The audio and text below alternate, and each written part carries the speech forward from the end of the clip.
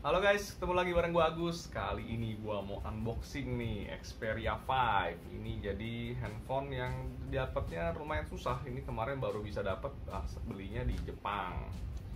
Casingnya kayak gini, simpel-simpel aja kayak si Xperia pada umumnya. Atas bawahnya semua masih putih aja.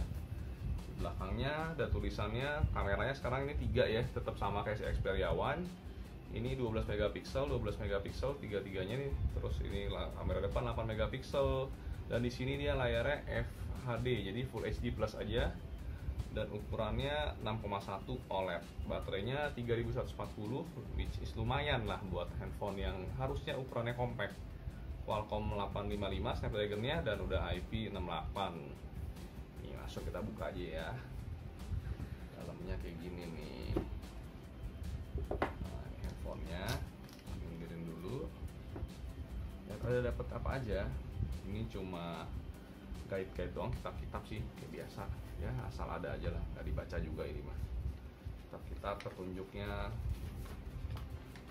tuh nggak dibaca. Terus di bawahnya ada apa nih, ini kabelnya sekarang jadinya udah C2C ya, dia power delivery. Ini sama dengan si Xperia yang Xperia One, kabelnya C2C, udah bukan A2C lagi, C2C. Chargerannya di sini harusnya sih 18 watt ya, 12 volt 1500 ampere ya. Ini 18 watt, jadi udah power delivery dia, jadi pakainya karena dites 15 watt. Ini kabelnya C2C. Dan yang paling terakhir dia ada, oh ini masih ada 2. Ini ada earphone. Nah ini lucu nih, earphone-nya masih bentuknya jack 3,5 mm, tapi ditambahin dongle. Ini dongle buat ke Type C nya, karena di handphone sendiri udah nggak ada USB udah nggak ada dongle buat headphone jack.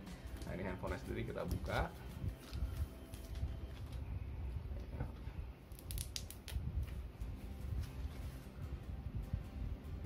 Belakangnya, nah ini belakangnya kayak gini, kamera posisinya 3 ke bawah ini.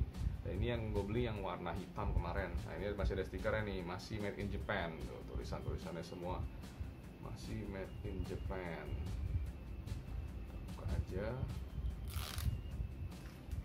Sekarang kita nyalain layarnya.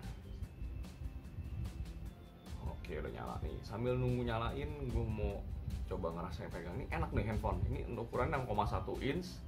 Ini bisa dibilang udah handphone compactnya buat zaman tahun 2019-2020 nih, karena makin hari handphone makin gede. Dan ini ukurannya 21:9, tapi ini jadi versi compactnya dari Xperia One yang which is 6,5 inch ya kemarin. Nah, ini buat perbandingan aja langsung, si Xperia One-nya gua kasih di sini. Nah ini Xperia One, ini Xperia 5. Ukurannya lebih kecil tapi nggak begitu jauh sih bedanya. Ini 6,5 inch, ini 6,1 inch tuh di sebelah ini. Perbedaannya sih sedikit banget doang, tapi bikin handphone ini dipegangnya jadi lebih enak jauh nih. Nah, ini kalau disebelahin sama si Samsung S10i yang paling kecil, handphone paling compact. Nah ini 5,8 inch, ketara nih bedanya. Nah kalau si Samsung lebih kecil layarnya tapi lebar, dipegangnya agak gemuk dia. Kalau ini walaupun panjang tapi pegang satu tangan enak banget. Ya, sambil kita setting sebentar. Ini ganti dulu bahasa Inggris. United States, get start.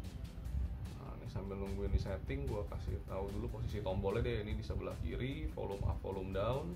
Dan ini fingerprintnya masih dia di samping ya, dan dia bukan gabung sama tombol power. Ini jadi sama dengan Xperia One kemarin. Ini tombol powernya di sini di bawahnya, dan ini ada tombol dedicated buat kamera.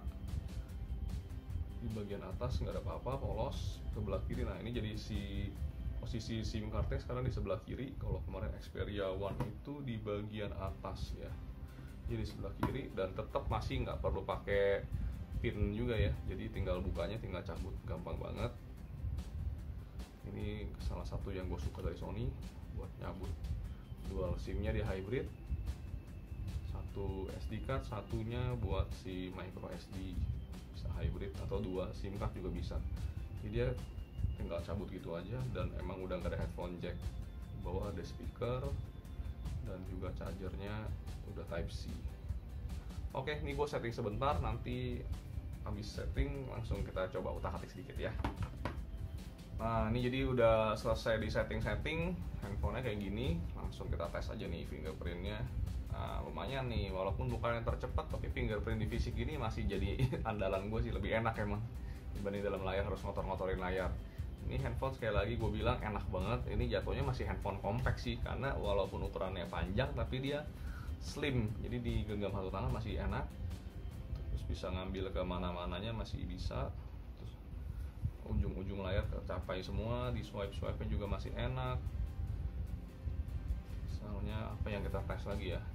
Oh iya, satu hal lagi, ini nggak ada face unlock ya di handphone ini, karena di Android 10 itu updateannya yang which is ini baru datang, udah Android 10 itu udah nggak ada face unlock, karena menurut Sony nggak secure, jadi dihapus buat face unlocknya.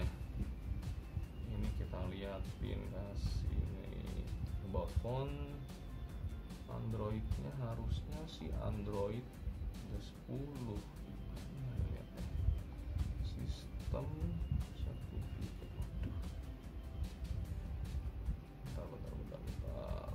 Google about support Google. Okay. Nah, ini Android version, udah Android 10 ya, udah Android 10. lihat di sini Android 10, jadi datang dengan Android 10, dan ini masih fiturnya yang di sini, fitur gesturnya kayak Google Pixel, karena emang handphone ini udah sama banget dengan pure stock Android kayak Google Pixel, cuma ada sentuhan Sony sedikit. Sentuhannya apa aja? Nah, ini dia bisa rubah-rubah gestur. Ini ngerubah gesturnya itu di search aja deh biar cepet. Navigation bar style. Nah, ini gestur navigation jadi favorit gua buat di Android 10. Ini enak banget, jadi smooth, udah kayak iPhone sih geser-gesernya. Udah full semua. Dari pakai swipe semua, backnya dari kiri kanan, atas bawah ini buat apa? Buat ganti-ganti aplikasi. Tuh. Jadi di sentuhan Sony itu di sini bedanya ada, pertama nih ada Cinema Pro. Cinema Pro ini kayaknya kamera videonya punya Sony buat setting-setting lebih sinematik gitu sih. Cuma gue sendiri masih sampai sekarang belum begitu ngerti cara makainya. Mungkin kalau orang yang profesional seneng sih pakai ini, settingnya banyak banget, bisa fokus manual dan kawan-kawan gitu. Bisa daylight, cloudy, apa macam-macam settingannya kalian bisa lihat. Ini kayaknya sih cukup profesional ya buat bikin ngambil video jadi ala sinematik kayak buat film Hollywood gitu. Terus dia juga layarnya kan 21:9, jadi kalau buat ngebuka YouTube itu, kalau yang video-video dari misalnya trailer film Hollywood gitu, dia nggak kepotong. Misalnya Fast and Furious deh, ini kita tes trailernya.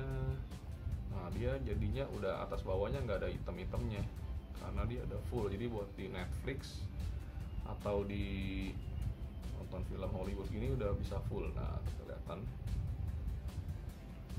kalian bisa lihat udah full. Dia nggak kepotong, nggak ada kebuang sama sekali gambar ya. Kalau misalnya diganti ke gambar video YouTube yang biasa, itu dia akan kepotongnya banyak. Kalau misalnya kalian ngerubah ngezoomnya itu banyak yang kebuang layarnya, karena masih gambar biasa tuh 16:9. Kalian lihat di sini, kalau di zoom ini keluar kebuangnya banyak, hitam di kiri kanan kan banyak. Kalau di zoom jadi kepotong, banyak informasinya yang hilang. Itu bedanya. Lagi yang mau kita tes ya, kira-kira sekarang gua kasih lihat langsung ke kameranya aja deh. Ini yang kamera belakangnya kan yang jadi andalannya, 3 kamera. Ini kameranya sama-sama 12 megapiksel semua, cuma ini yang biasa, di sini ultra wide, dan yang ini untuk yang telefotonya. Kita tes hasilnya. Save location.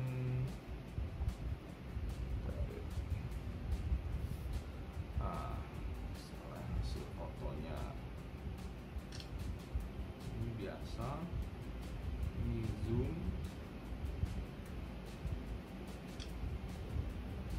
ini ultra wide.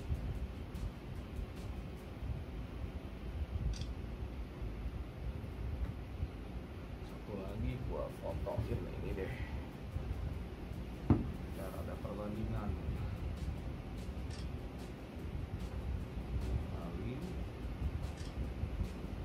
Gue nggak sukanya begitu dia ngerubah ultrawide, dia loadingnya lumayan lama. Kalian bisa lihat di sini kalau ngerubahnya dari 1 kali, 2 kali cepat, tapi begitu yang terakhir ultrawide dia loading dulu. Sorry. 2 kali ke ultrawide ya apa ada loading.